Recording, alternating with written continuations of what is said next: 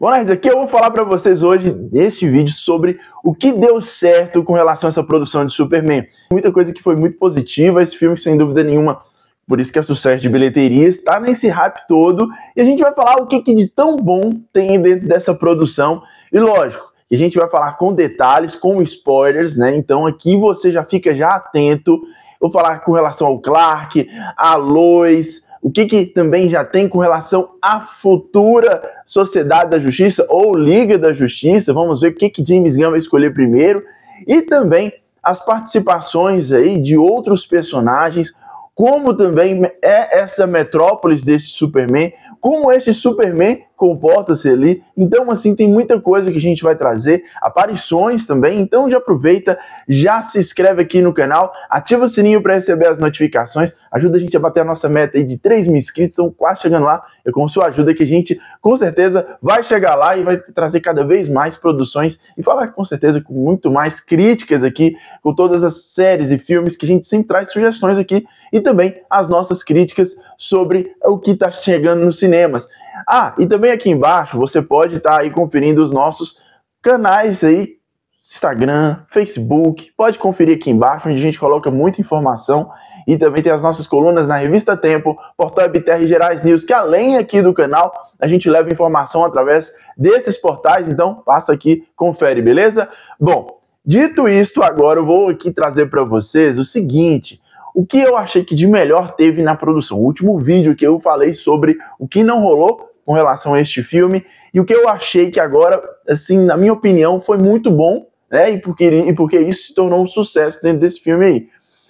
O Superman, na minha opinião, é a chave, obviamente, desse filme ser um grande sucesso. Primeiro porque ele traz justamente o que é a comparativo lá de 1978. Ele tem esse toque que é de esperança, ao contrário das últimas produções aí, falo de Zack Snyder, né, que vem com uma outra vertente, com um Superman mais reflexivo, e gosto de refrisar, todos esses dois formatos, tanto o Superman Esperança quanto o Superman Reflexivo, existe dentro dos quadrinhos, então não estão inventando a roda, não inventaram e também não estão inventando a roda. Então esse é o primeiro ponto.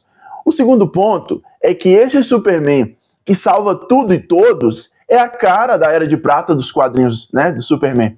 Então, assim, esse lado dele de salvar desde esquilo, cachorro, gato, papagaio, a todas as pessoas, ter esse cuidado com a humanidade, está dentro dos quadrinhos. O James Gunn soube muito bem abordar isso, né? E uma coisa que vale se ressaltar, outro detalhe muito importante, é que o James Gunn é muito detalhista dentro dessa produção. Um dos grandes feitos dele, na minha opinião, é justamente trabalhar com o Lex de uma forma mais expansiva. Tanto dele ser o cara maquiavélico, altamente inteligente, ali no combate com o Superman, tendo mais de 1 zilhão de variedades de golpes com o martelo da Borávia, e que também, aí vem um outro detalhe aqui, é que o martelo da Borávia ele vai se descascando dentro do filme. Primeiro, ele é um vilão criado para dentro desse filme, que eu falei assim, poxa, por que o James Gunn fez isso? Mas ele me surpreende trazendo ali que o martelo da Borávia é o Ultraman. E aí você fala, poxa, legal, né? Ele é o Ultraman. E no final, James Gunn ainda solta um outro plot com relação a esse vilão.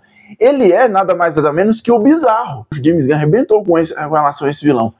E eu gostei disso, né? E o Lex, também com relação à vilania, ele expande o universo do DCU do James Gunn. Ele faz ali aquele universo compactado com uma pegada meio assim de, como é que eu posso dizer, tem aquele local que o Superman manda os vilões, né, a Zona Fantasma. Então ele fez basicamente que a sua própria Zona Fantasma, né, e aquilo ali é uma expansão de universo, ficou com, lembra um pouco, lembra do que o Homem-Aranha fez lá com o Doutor Estranho, numa pegada disso. Então assim, obviamente a gente vai ver aquilo ali sendo usado mais vezes. Isso é um portal multiversal que o Lex Luthor abriu e que o próprio Senhor Incrível, que também, para mim, é o outro ponto positivo desse filme, fala sobre isso. E o Senhor Incrível, na minha opinião, ele é um cara que surpreende bastante dentro da gangue da justiça, entre aspas, porque ele é um grande herói, né, assim, dentro dos quadrinhos, mas não é um classe A ou classe B, ele está bem abaixo, né? E o James Gunn sabe muito bem trabalhar com esses personagens. Não é à toa que ele trouxe a Sociedade da Justiça, ou melhor dizendo, a Gangue da Justiça para dentro dessa produção de uma forma muito categórica e muito bem colocada, entrou no momento certo, eles participaram da luta com o Superman ali, eles já se conhecem, a interatividade foi legal, é um ponto muito positivo. O Guy, eu acho que também, ele teve pouco tempo de tela, mas ele soube participar. A Mulher Gavião também, você vê que todos eles ali estão em início de carreira, estão meio que conhecendo-se e também sabendo ali meio que trabalhar em grupo, começando a trabalhar em grupo. Então tem muita pegada da Era de Prata dos quadrinhos, todos eles ali trabalhando junto. Uma coisa interessante também, e aí o Gunn ele foi muito categórico também em colocar o Maxwell Lord como o tal do fiador do Hall da Justiça. Eu acho que isso assim, é de uma complexibilidade e também de uma sagacidade muito legal, porque você fala, puxa, esse cara é vilão e está financiando os heróis, qual é a ideia dele, né? E ele tem uma pegada, para quem não sabe, o Maxwell Lord foi aquele vilão da Mulher Maravilha 1984, que quem fez foi o Pedro Pascal. Ele tem uma pegada meio assim, e ele também aparece em Supergirl, da série da CW. Tem uma pegada meio Lex Luthor, né? Ele tem esse jeitinho meio Lex Luthor, mas ele quer também meio que assim, ser do bem, e na verdade ele quer o poder. O negócio do Maxwell Lord é o poder, isso a gente viu em Mulher Maravilha 1984, e ele dentro dos quadrinhos é a mesma coisa. Então assim, eu acho que ele aparecendo ali, meio que de stand-by, xingando inclusive o Lex Luthor, foi uma sacada muito legal. A aparição ali também de outros personagens, que eu acho que o Metamorfo foi bem legal ali, né? Ele com o bebê dele, eu esperava um pouquinho mais, mas assim, o tempo que ele apareceu, ele ajudando o Superman, eu acho que também tem uma cara de Liga da Justiça Sem Limites, também da questão do pacificador aparecer dentro do filme, eu acho que é uma das aparições mais legais, e foi curta, mas sabe uma coisa gostosa de você ver? Foi curtinha, mas você falou, poxa, podia ter mais dele dentro desse filme. Eu assim, gostei muito ele falando do Superman, e o engraçado é que ele não perdeu o mesmo tom que ele fala do Superman na série, né? Pra quem não lembra, ele xinga o Superman e tal, ele xinga o Batman também. Vale a pena você assistir a primeira temporada de Pacificador antes de chegar a segunda, viu? Agora em agosto, então fica atento aí. E, sem dúvida nenhuma, tem as cenas pós-créditos que traz o que é essa relação do Superman com o Krypton. É uma relação, assim, de paternidade, né, de responsabilidade. O Superman se sente responsável pelo Krypton.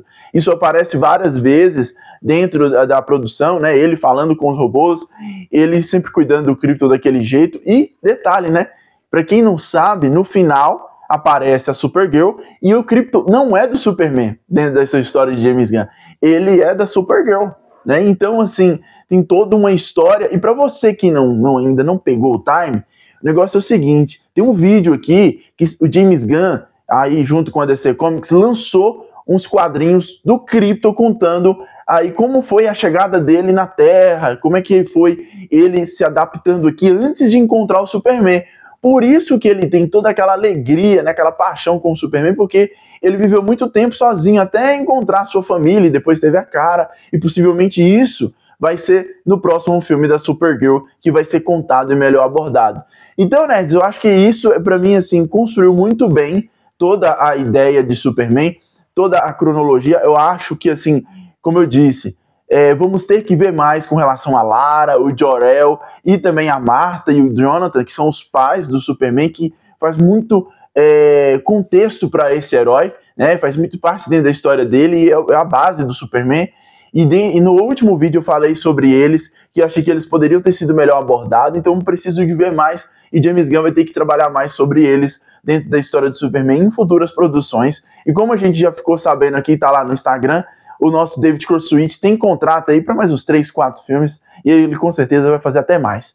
Mas deixa aqui o seu comentário, o que mais você gostou com relação a essa produção de Superman. É claro também que a gente vai estar trazendo mais easter eggs, vamos falar mais sobre essa produção. E diz aqui o que você viu, que tem referências a quadrinhos, que você falou, poxa, isso aqui me referiu a tal animação, aos quadrinhos, né? Também tem, lógico, referências a Grande Astros nesse filme. Eu esqueci aqui de falar, mas com certeza tá aí falado na nossa playlist. Então você vai dar uma passada aqui, confere a nossa playlist sobre este filme, que tem muita coisa legal, que inclusive vai estar aí nesse filme. Bom, quero agradecer sua audiência, viu? Muito obrigado, deixa o seu like, se você não deixou, se inscreve aqui no canal e depois passa aqui na descrição e confere todas as nossas plataformas e também os nossos links para a revista Tempo, Portal Web Terra e Gerais News. Muito obrigado, até a próxima, eu fui.